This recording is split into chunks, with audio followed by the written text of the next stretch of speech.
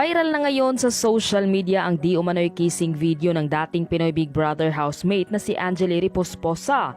Boyfriend ni Lee nagsalita na sa issue at ito ang kanyang matinding revelasyon.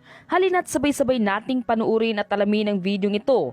Ngunit bago tayo magpatuloy, huwag kalimutang i-like, share, subscribe, and click the notification bell for more updates and for more upcoming videos. Maraming salamat! Isang netizens ang nangahas mag-upload sa TikTok ng pakikipaghalikan umano ni Lee sa isang foreigner sa isang bar sa poblasyon Makati. Ngayong araw, August 8, 2023, ipinost ang nasabing video na kuha umano noong Sabado, August 5, 2023. Sa caption ng naturang video ay aniya, "Can't deny talaga na hindi yan si ano." Pagka-post ng video na to, nakita agad ni Guy. Nasaktan siya talaga ng sobra. Ang tinutukoy marahil na guy ng uploader ay ang British fiancé ni Lee na si Paul Joshua Marsden.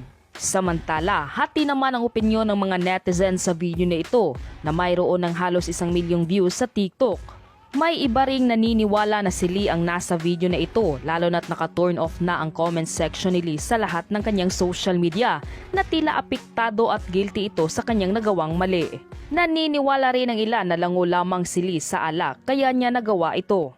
Samantala, nagsalita na ang boyfriend ni Lee na si Paul ayon sa kanya. "It's crazy. We are engaged. We tell the public we are not because of her management, but we are meant to get married in the new year. Can't believe it."